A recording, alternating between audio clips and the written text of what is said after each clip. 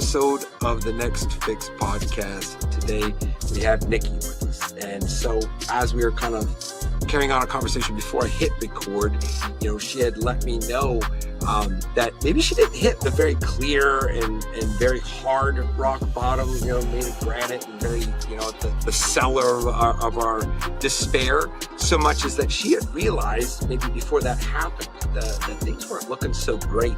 And that maybe something needed to change. So Nikki, I would really love it. We hit the ground running around here. So I'm just going to invite you. Let us know, what exactly was going on in your life as far as the consumption or usage or whatever that looked like for you, and why did you feel that something needed to change? Yeah.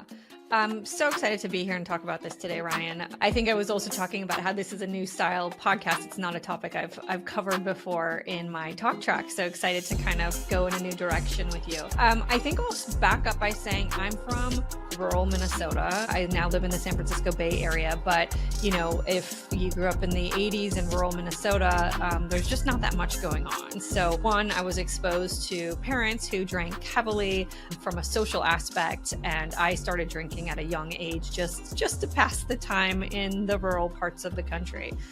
Is that so? I'm seeing, I'm envisioning, you're just looking around, and there isn't the 49ers game to go to, and there's not copious amounts of amusement parks. So you're just wow, we're just going to do this because this is fun and it's cheap and it's here. Is that kind of what it looks like? Yeah, there was a lot of hiking, tree climbing, just kind of hanging and being at one with nature. And the winter was kind of the best for drinkers because you just threw your drinks outside and they were nice and cold, and you just went outside to grab them anytime you needed a new drink. So we didn't even need a freezer in the winter. But yeah, so I think, my friends started drinking in their early teens, I guess. And I had seen my mom really drunk when I was in third grade. And I was like, Mom, you don't look good. And she's like, yeah, I feel like I'm going to die. And I just remember being like, gosh, if my mom thought she was going to die as a little second grader, I definitely don't want to touch this. But as soon as I did touch it, I'm like, oh, this is a lot of fun. So that's how I passed my latter years of high school. And, then as I moved out to California, it's just, I was a young adult. It was part of the culture. So I didn't really feel like I knew I liked to drink, but I wasn't I'm an exception and I'm a corner case of a super heavy drinker. It just was my lifestyle and most of my closest acquaintances too. Right. But it really... Let me just, I want to touch on how dangerous that is, right? And it flies under the radar. And I speak to this quite often because amongst my friends that kind of drink socially and all of that, what we consider to be normal, I was the standout case. I was that standout mess. I was the hot mess, the dumpster fire. Right. And I look back and I'm a little bit thankful for kind of hitting that rock bottom. Why? Because it was very clear. There was no question in my mind of whether or not I had to do something, because it was just a very clear path.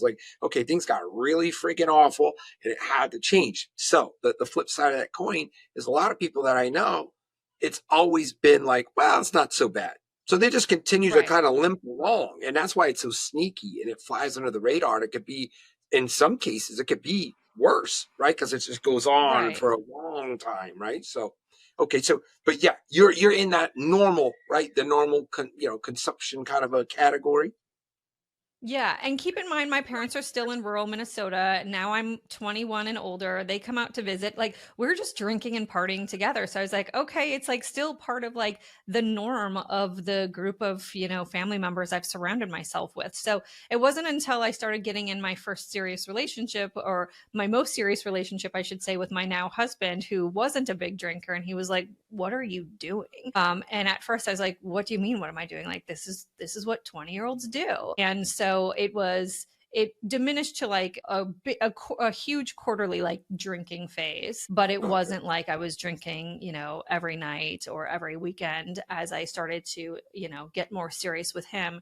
And I think my rock bottom moment was, just at a work event in LA, and I just totally blacked out, and I'm just I'm a mom of 3 now. I'm just not in the right space to be blackout drunk in a new location, all alone with no colleagues or really anyone I knew. So it's just while nothing super, concerning went down, it was still I don't need to do this. But you didn't know that, right? Like I'm imagining like the next day you're kind of like, you're having that like, oh God, like what did I say? And then as like time kind of went on and you're running into Tom at the, you're like, hey, you're just kind of feeling people out to see like exactly what you said. And maybe, and so it takes time before like to where you might realize that nothing tremendously bad happened or was said, but like so that was a big deal for you, right? So you're new, you're at least geographically new to this area, and you decided to tie one on. Is that Yeah. right? And then you kind of blacked out, and then you just don't really remember the conversations. And thank God, like you didn't, Right. Yeah, get and like the making blacking the way. out was still something that was happening, I'd say even quarterly, leading up to that. So it's not like the blackout was a brand new thing for me, or a brownout, I guess some people call it, because you're half Right. there sometimes. But yeah, just being in the new environment and completely alone, I was like, this is stupid. Like I could have, like something could have happened in my sleep. Who knows? And like, I'm responsible for a lot more than just myself these days. So like I didn't look back. I was just like, I'm done. And I haven't touched it since then. Wow. And then so I again I see this like all the time, and I mean this wholeheartedly. Like I envy people of like of your circumstances, right? Like you have the foresight and the awareness to kind of turn things around. And I have like this internally, and this is a very personal thing I'm sharing, is that I'm envious because I know that like I'm such a I don't know. I like to say I'm such an asshole. It took so much before I decided to turn anything around or even acknowledge things needed to be turned around, that I'm green with envy when you tell me like, Yeah. that things got a little hairy, nothing really bad happened, but you're not okay with that. And so that's really Right. what I call healthy, right? And so now that did you run into any like trouble like carrying the sobriety? Like, I mean, did you worry about being socially accepted, or did you find yourself kind of feeling a little funky at like maybe seeing mom and dad, and all of a sudden you're like, you've got your Sprite and all like, hey, what's the deal? Like, did you run into Yeah. anything like things like that? Yeah. Well, first, like, I appreciate the envy, but like, keep in mind, I did drink pretty excessively for at least 15 years, still not like, I went to AA a couple times with a friend in support of her rather than like specifically for myself, though I did gather stuff from it. So, like, it was a long, slow journey to kind of like have that moment where I'm like, I'm just done. But then to answer your second point about like, what was it really like? Yeah, I mean, this was just a couple years ago, but still, like the NA options were limited, right? I feel like the last couple of years have really exploded from like great non-alcoholic beers. The wine still has a ways to go, but the first bit, people were a little shocked of like, what are you doing? Like, you're never going to drink again? And I'm like, I don't think so. But I think it's part of the age too. I'm in my early 40s now. A lot of my friends and peers are just kind of slowing down in general. So at this point, it's a non-issue. But yeah, at first it was with my immediate family who does drink heavily. My dad has really severe liver issues now, so he's not drinking anymore either. So he stopped kind of around the same time I did. So within the immediate family unit, it's not as big of a deal as it would have been if he were still drinking. Right. And I'm sure he has a piece of him quite joyous about you making a decision before getting to where he's at. Right. And Yeah. I'm sure he feels really appreciative of you making a decision to do something before you start having real health Yeah. problems. And I can identify what even, severity out the window, right? Or that aside, the severity of it though. I even had like friends and still have friends that are like, wow, you're taking this thing really serious. And I'm like, I wrote a book about it. Right. I wrote a book about it, and I've been sober 6 years, man. Like, well, it kind of lends to people kind of being in their own world a lot of times. And then, like, and where they are of somebody else, anybody else, whether they be a friend or family member or whatever it might be. But like, I ran into that a lot too. It's like, oh, you're taking this really serious. But it was like, kind of, I was dumbfounded at how long I was sober. And people were still asking me like, oh man, you're really not going to drink again. I'm like, man, listen, I was like homeless and everything. Like, do you not feel like this is a good decision? Yeah. Yeah. So now, so obviously the drinking runs in the blood too, Hmm. and you like obviously getting out of the way of this train coming down the train tracks of your DNA and things like that. I'm sure your mother and father are quite happy about that, like I mentioned. I mean, is that even a topic in your family? Like, that alcohol is bad, or is it still kind of the overall opinion that it's a celebratory thing and it's kind of like your right to like let loose and have drinks? Like, what is the opinion as a whole family unit? Yeah, I mean, my mom still drinks, and I think her view is you're not really fun unless you do. So I would say she still kind of encourages it. I mean, she's still in rural parts of the country, like hanging out with very like-minded people. So there's still a little bit of a struggle hanging out with her, and she'll talk about how my dad's not fun anymore since he stopped drinking. So there's definitely an attachment to like change and shift in the lifestyle, and like I think it's maybe almost pushed her to be that much more of a party person because she has to kind of compensate for the fact that my dad isn't. So I wouldn't say it's been super easy. Like it's kind of interesting when you grow up in a family like that. You're a little ostracized when you stop, even if like for my dad for health reasons and Right. for me just lifestyle. And that's, I mean, from my experience, and not to cast stones at your mother, but it's a tactic to perpetuate her own use. Usually it's like, Yeah. well, I have to still be okay with what I want to do. And so I'll just label him as the party pooper and keep it moving. We will do mental gymnastics to perpetuate what we must perpetuate. Exactly. Now, okay, so you had mentioned some non-alcoholic options, and you had also mentioned that you had attended a couple of AA meetings like that. But like, I guess on a scale of 1 to 10, how easy was it for you, Nikki, to kind of like draw a line in the sand and say, that's enough? I guess 10 Yeah. being hard, 10 being like super hard to do, and 1 being easy. Yeah, I mean, I think like again, I didn't hit like this crazy rock bottom and my use was sort of acceptable, let's call it.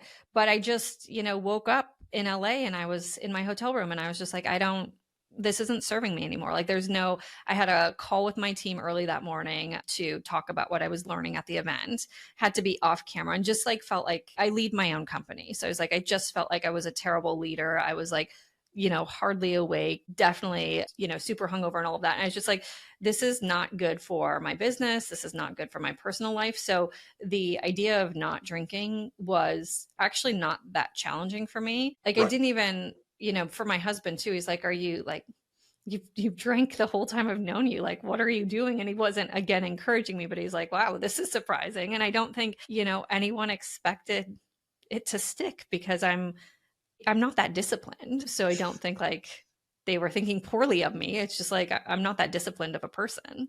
I like to have like as much dessert as I possibly can. Right. Right. And I'm diabetic, and I also have as much dessert as I possibly can, which is, still, it's not meth. So I'm not doing that anymore. So, I'll take the sugar, I suppose. Yeah. That's me perpetuating my own desires. like you come up Right. with ways, and I've got plenty of them. Right. And so, yes, I'm guilty of sugar as well. But like, oftentimes the simultaneous like release of the action and like the decision. And I guess I'm having trouble kind of putting this into words, but it's kind of like an archer, right? An archer doesn't think about pulling the bow back and then releasing the arrow. It's a one fluid motion. So when people successfully let go of something that might be hindering them, especially when it comes to substances, it's often looked back on as like a simultaneous action slash decision, slash circumstance. It's just all of it is simultaneous, right? It's all in one thing.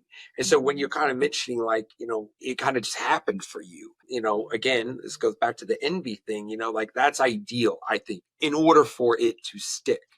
Right. Like Right. when it's labor intensive, that's when you run into trouble. Right. And that's when it's super hard, even though that some people have to really chop it up to get it done. But for you, Yeah. it was just a decision, and then it was just kind of over. Now, before you had done that, like, had you run into some risky or hairy situations professionally before that one blackout night, or were there worries as far as your Yeah, no, I professional mean, I life? don't think, I grew up working in the agency scene, so there was a lot of like parties and stuff to go to, but I was younger back then. So I don't think I was really tarnishing my career, even if I was browning out for half of the event.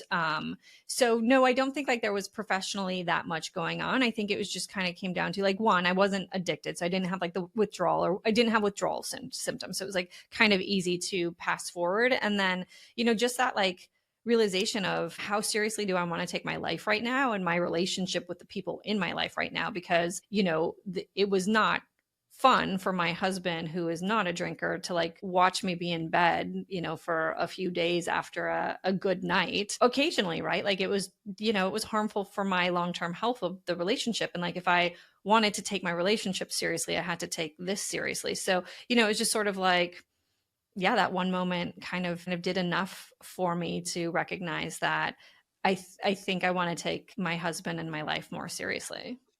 And since you did that, since you made that decision, what are maybe some of the benefits, either professionally or maybe even socially or even with your family? What could you describe are some of the benefits of you kind of like just putting drinking aside and setting it down? Yeah, well, I think kind of alluding to, I got severely hungover. So I think like just not having those like 2, 3 days of like just pure recovery in bed with my kids being like, let's go do this and that. And I'm like, I literally can't do anything. Like it's, barfing in the toilet and laying in bed and just like hoping everything slows down. So I think like one, just being present with my family life was a lot better.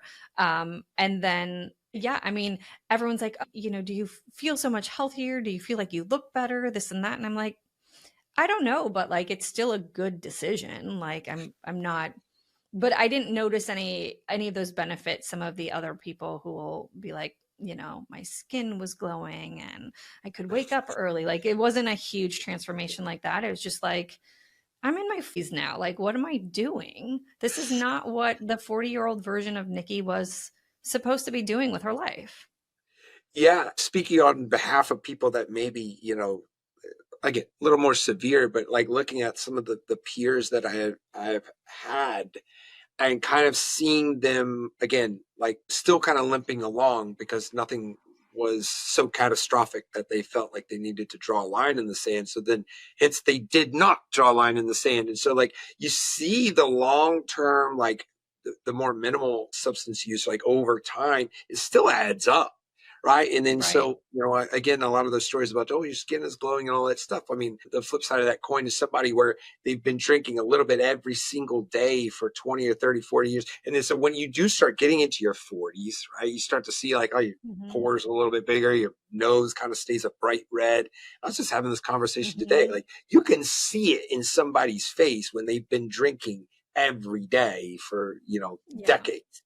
And so, not to really cast stones at them too much, right? Because, they don't realize how much better things could be because they've never really experienced it or given it a shot. Maybe they have, and it just never really stuck. But here you have Yeah. done it, and it wasn't a massive transformation, but like, you know, I guess professionally, like, do you have more confidence or like, what does it look like professionally for you these days? Right. Like, I mean, I know you're an agency owner, right? You're doing a lot of things. Mm-hmm. I'm imagining that you're still going to social events that have a good deal of alcohol and things like that going on. I mean, how are you Yeah. navigating these things or how much better are you professionally as a result of the decision?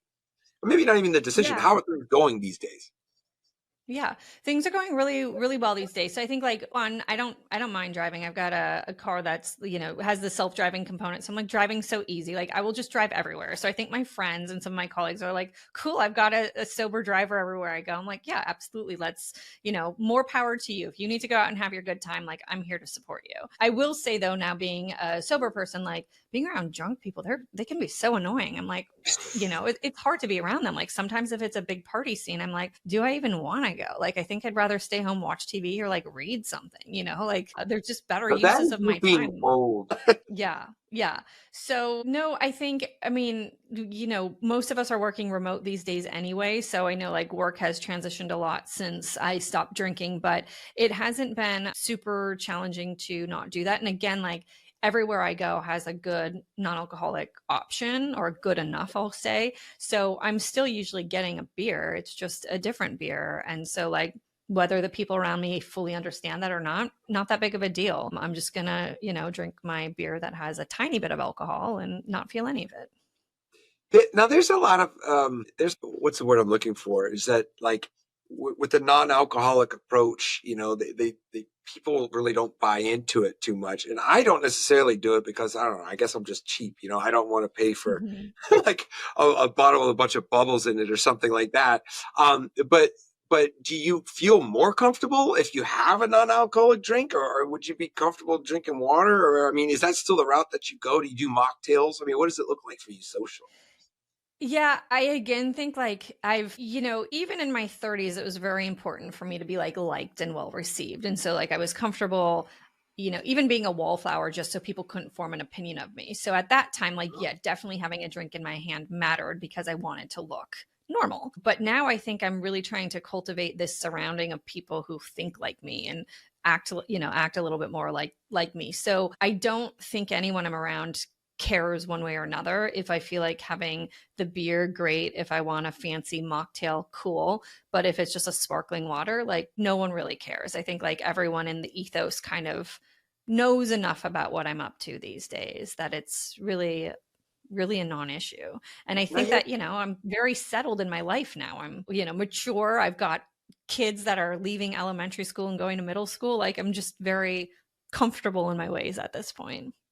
now you mentioned the drunk people being annoying, and I agree, right? And then also having more like-minded people around you. And so, like, do you find yourself now kind of pushing away people that partake and want to meet at bars, or like, are you just is that happening? And if so, do you feel more naturally, to be making that decision to just not go to bars and not be around people that are potentially going to become drunk? Yeah, I think it goes on both sides of it, right? Like drinkers don't want to be around sober people and sober people don't want to be around drinkers. So like I can't say the decision was always mine. Like I think I'm slowly getting excluded from the drinking things because they're like, unless I need a driver, why even include that lady, you know? Wow, it's like I could see the chasm between like Nikki and her old party buddies. It's like, it's Hmm. like, well, I know why I'm here. I got myself driving car. Everybody get in. It's like, Right. Yeah. So, and yeah, like when I go to social events, I'm leaving pretty early. I want to arrive early so that I can like really have a time connecting with people. And as the party's really getting wild, I'm like, yep, I don't I'm not having FOMO, I'm not having anything. Like I'll just leave. I do the same thing. I do the same thing. I time it now. I time Hmm. everything, and I don't think it's like I just take off before any real bad decisions. I don't want to see the drama. Everything, pretty much anything after 10 o'clock, I'm not a part of. I'm just, and I'm feel totally good with that because I don't think Yeah. like the best things are really happening anyway. And so, especially if you're in an environment where there is anything to be said about or said, conversations in the professional sense, it's like, man, nothing constructive is really happening. Everybody's just talking trash after 10. So, get the heck out of there. Well, I think that's, I mean, I feel that everything that you're kind of unpacking, Nikki, is like ideal for a person who is a Yeah. mother of three. You've got a husband who doesn't necessarily think the world of drinking and doesn't partake in it himself. And so you're setting up, from what I can tell, a very healthy family unit. Now, Yeah. that being said, and kind of knowing where you came from like, the rural Minnesota parts, right? Like, do you think that the family unit that you're making is, or that you're constructing and you're cultivating and that do you think that it's better for your kids than how you grew up? Yeah. Well, I mean, one, it sounds like Gen Z and Gen Alpha is like so anti-drinking culture to begin with. So I'm so thrilled that that's like the movement of the younger folks these days. But yeah, I mean, I think because my family and I have tendencies to drink and my husband's family has some of their own tendencies. I think setting that example of just having a good time without drinking and like, living a good life without drinking is really important to us. And we have kids who are still young, but some of them do look like they'll probably be more into it than others. And so, kind of trying to figure out how to get ahead of that before it becomes a problem. I've got a, What type what type of yeah. markers are kind of making you think that? Like, what, I'm just curious. Now, I've got a 1-year-old son, right? So this, I'm asking Hmm. from like a standpoint of a father and a parent. Like, I guess what kind of things are kind of making you think like that could be a possibility for them? Yeah, well, one of my kids really likes to fit in. He likes to do whatever the group is doing. So I think the peer pressure element will get him, which I'm sure, is a lot of our backstories. And then the other is just like he's a pleasure seeker. So like whatever is going to like, make him feel good, whether it's, a ton of food or like, just whatever he's really, really into. Those would be the ones. And then I've got a daughter who was born with only one working kidney. So if she drinks a lot, she could have health problems. So I think as a unit too, we want to support her never having an interest in drinking heavily. Well, I'll share with you first, like my plan. This is my approach with my own Hmm. son, right? Like I'm going to arm him with all the knowledge that I can. I'm going to be as transparent as I possibly can. I'm not going to hold anything back from what he's going to know about me and my past. And my plan is to just arm him with that. Arm him with the history that I have with substances and abuse and things like that. And then also the knowledge, like objective knowledge, right? Objective truths about Yeah. what it looks like. But I don't even necessarily plan on swaying him. That's my plan, Right. right? Like obviously this could all Yeah. be out the window, but like my plan is to just kind of just give him all of the tools to make the best decisions, and then try not to shield him too much, because I feel like that could almost push him maybe in the wrong direction too. Like if I just try to Right. like shield him and hide him from these types of things, like it doesn't exist, I feel like that's not advantageous. So I guess, Right. what would be maybe your plan if you have one? Like say with the pleasure seeking child, like, well, what do you think you're going to do to try to help out? Yeah, I mean, I think similar to you, giving them facts, like we have some extended family going through their own, journey right now. So the more we kind of unpack what's really happening behind the scenes as he ages a little bit, my kid, we want to be somewhat transparent about what's been happening with a family member. So yeah, I don't think we want to tell them they can't do that because kids love to do what their parents say they can't do. So I think the approach is pretty similar, but I mean, there was a time we were down in Mexico probably before the pandemic started, and my kids were small then, and my mom was like passed out on a lounger, like just completely done for the day, and they're just driving their little cars back and forth up and down her body, and like thinking it's the funniest, coolest thing ever. So that's a memory I have. Luckily, they're too young to have it, but like there's always a good moment with a friend or someone drinking. So there's not going to be any shortage of that throughout their upbringings. Right, right. And then it's so wild, like how, our memories, like obviously that memory is like seared into your brain, right? And then hopefully not so much for them, but it's like as we navigate these family units, like I don't know, I'm my brain's going all crazy because I have this 1-year old. It's like, well, what is that going to look like? Like, and for instance, my mother, she's actively in addiction and currently drinks, so she's in the trenches, and so because of that, the boundaries are set. She has not seen her grandson. She does not see me, and that's just the way it has to be for the safety Yeah. of both myself and my kids, and so, or my kid, and so like that's just kind of how things are. I wish it wasn't so, but like, Right. these are the choices that we have to make when, when you're bringing up children, and there's the realities of different people, different family members and friends, and of course society and how it's viewed. And I think I agree with what you said, like the upcoming generations, like it's just not Hmm. cool for them anymore. Like Right. it's just not, like they're like, like why would I want to do that? And I'm like, really?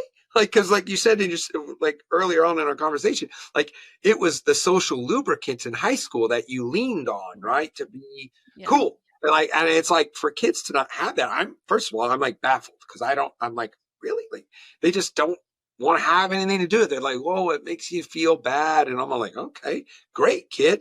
Nice. Like Hmm. keep that up. I think it's an amazing, I think that alcohol is going to be like cigarettes, kind of how cigarettes are now. Yeah, agree. It, We'll see how it all shakes out. I mean, our agency works in the beauty space and wellness space overall, and like wellness is the new form of luxury. Like if you want to personify a really good life, you're living a healthy life. And I think, and as long as that trend continues, and I hope it does for a long time, like it's just going to be what everyone aspire, or many people aspire to, who can and can get off of, whatever substance they're on. I think it's going to be a really good journey. So, Nikki, I want to know, like, what does your agency do? Like, what exactly is that? You said it's like the health and wellness space, right? And because beauty, right? Like, so what is that? What Yeah. does that look like? Yeah, I've got my agency really helps emerging beauty DTC brands, so brands that are selling like face creams and all that fun stuff, grow and scale their business. So we run paid media for them, SEO, and a couple other disciplines of marketing. So we're really trying to take those brands that are really new, like a million to 15 million, through to that next phase of their growth. So Right. it's a really fun space. Yeah. And so, well, I guess, if you would consider yourself maybe a professional like skincare, like what I was talking about is a real thing. Like I think the overall consumption of substances, I mean, all of them, although alcohol, I guess, Yeah. is a little more mainstream, it just it Yeah. destroys your skin. And it's like there, like I had mentioned, like you could see somebody that's been drinking daily Right. for decades. Right. And like, Yeah. I don't know if any real amount of cream can really help with something like that. But the idea here is that, um, you know, uh, the focus is there. Like, hey, don't look like a trash bag, right? Like try to, try Right. to hold Yeah. it together. So what you do though is like you're scaling businesses, right? And you're saying Yeah. like small 1 million to 15 million. I got to be honest. Like I'm like, what? Like that sounds like a lot. That sounds like it Right. is a lot to me anyway. So, Yeah. but I yeah, mean, we made the brands early on. So we're still talking to brands when they've just launched and they're like, gosh, I can't, make it to a 50K month and stuff. So we'll kind of like coach and keep them warm and talk them along. But yeah, I mean, the ways to scale a business, it's just an insane amount of capital that's required to get a brand to really stick these days. and this is why you have to be firing on all cylinders, right? Yeah, Like, exactly. you wouldn't be able, and now you're based out of LA, right? Which is the epicenter of so much, San especially. Francisco area. Yeah. So no, Okay. we're actually a little too far north, but at least it's a quick flight down to LA.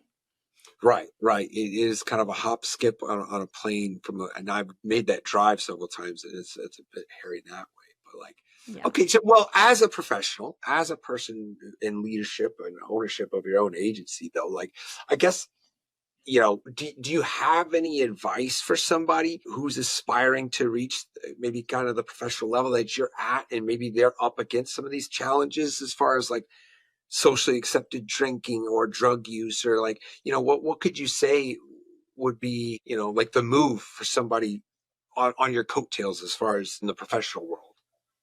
Yeah, I don't want to go too woo. My husband hates when I do this, but I do have to say there's something that cut through for me. And it was learning my human design. So, human design is like the next level of astrology where you're learning about your core being and like the things you're going to struggle with and this and that. And like, for whatever reason, when I learned about that, it just really kind of clicked. And that's when I took in information from people, but I was less like needy to follow it. And like I kind of chose my own path when I really understood my human design. So I think one, you've got to understand how you process the information and if like gathering too much information is bad for you or not. Like I'm in a handful of masterminds. None of them have given me as much help as they should because I'm reluctant to follow them because I need to carve my own path and like make my own journey.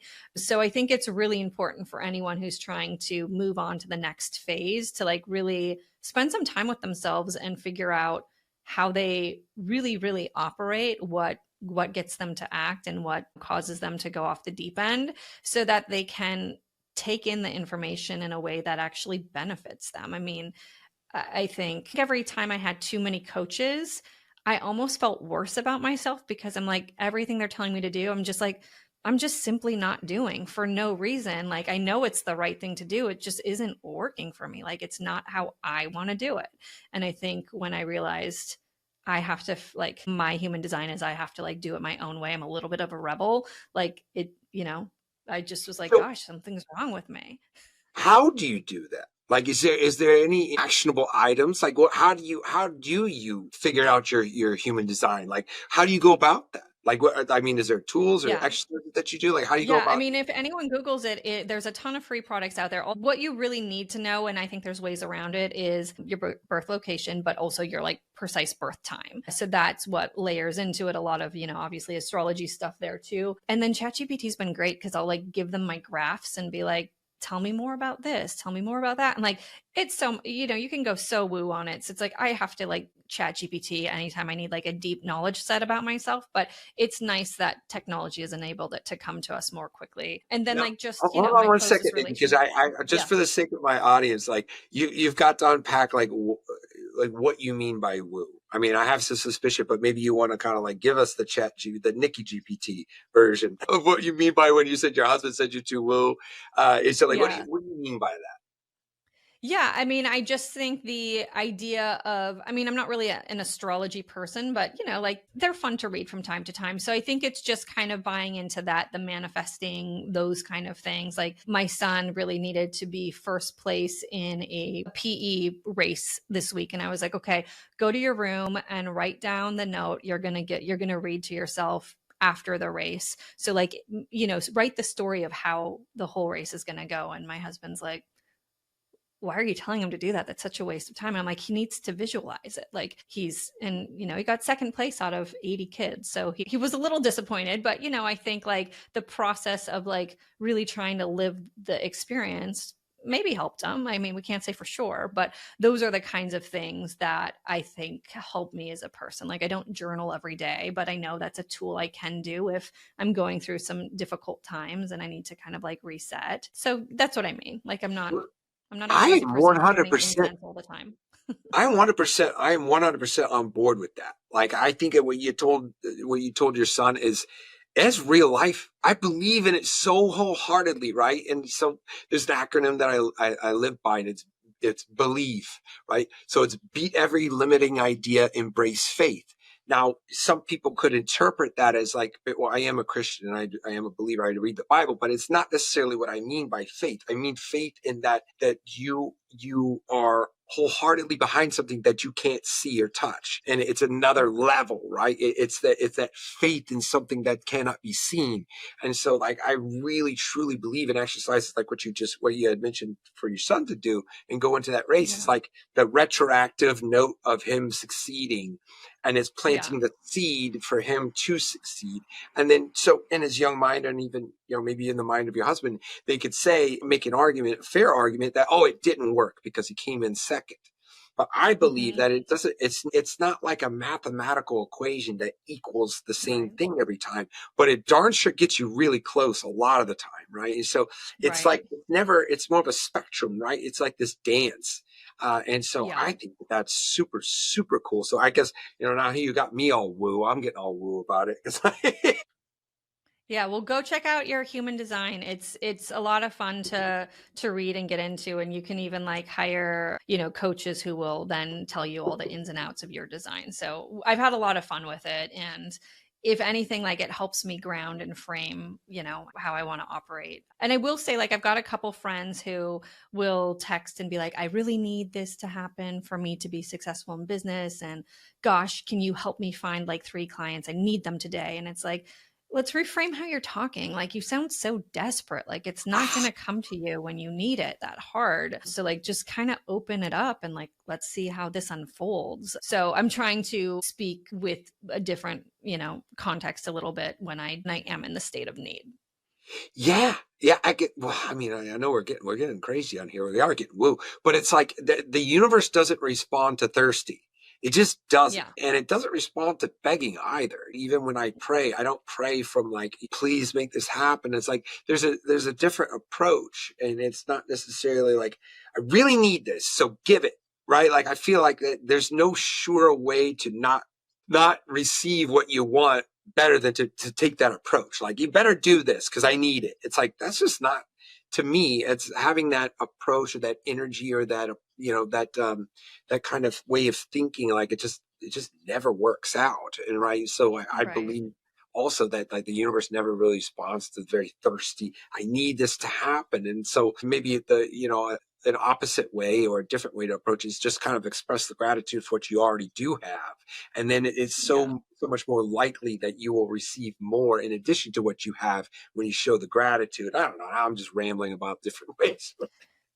No, it's super true. And I think like anyone who's struggling too, like when you're living in that cycle of like, this is my reality, this is how I view things, like it's really hard to get out because you're just so immersed in the bubble of that loop, you know? And even to apply that to a person that is saying like in recovery, right? And a lot of times I like the victimhood. Mhm. It's conjoined with that same like I need this. It's not advantageous to have that victim mentality if you truly want to get better. And so again, for the audience and for people that are, still going to go back to the substance abuse and things like that, it's like if you are the victim and you're placing the blame, if you had, I don't know, blamed your mother and your upbringing Mhm. for blacking out and everything like that, it wouldn't have been as easy for you to put it down. In my opinion, that's Right. just my opinion. Yeah. It's because that you give all your power away when you're thirsty or when you're in need Yeah. and when you're desperate and when you are a victim. And I feel like it just makes your situation worse from feeling that way and being that way. And so it could be one hell of a challenge or a hurdle for somebody that's trying to get better in any part of their life. And so again, I'm kind of sidetracked here, but all right. So Nikki, you are a professional, and I don't know how much of my audience really is in the beauty and face cream startup space, but tell us where to find more about you, because I think you're a super cool chick. You're doing all these cool things, and most importantly, you're being a super awesome mom. And so, what do you got? What do you got coming in the future? Where can people find more from you? Where can they get a? I mean, what does that look like to hear more about Nikki? Yeah. Well, thanks for asking. So, I actually named my agency after the small town in Minnesota I'm from. So, our agency is called Pennock. It's a town of about 400 people. So, that's where you can find me. It's pennock.co, not .com. Yeah. And so, I think it kind of tells you how like grounded to my roots and like how much my background kind of influenced how the path I've taken in my life. Um, the next part of the question was what am I doing next? So what are the next things on my list? Taking every day with the level of like, am I pleased with what I accomplished today or how I acted in different situations? So I think like doing more of that self-reflection is part of my day, but then also like trying to slowly build routines, because I am that bit of a rebel. So I can't like just find a new routine usually and stick to it. So my 2025 routine has been like waking up early for me, which is 6:15, and like working out every morning. So I feel like that's been one thing I've been able to do now for some time.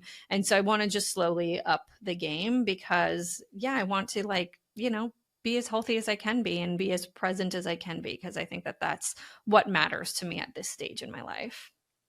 I think that's awesome. And I think that your kids are going to be thankful that you did make the decision. And I feel like you're just on a great track, right? And so I think that the story is inspirational. I loved it. I love all of that being, because there's one thing for certain is like that is in our blood, you and I both, like with the alcoholism and that type of thing. And it's like here we are having a conversation on the better end of the recovery journey. And that's what the show is all about. And so I truly thank you for your time, Nikki. I really appreciate you sharing with us. And this has been another episode of The Next Fix. We'll see you on the next one.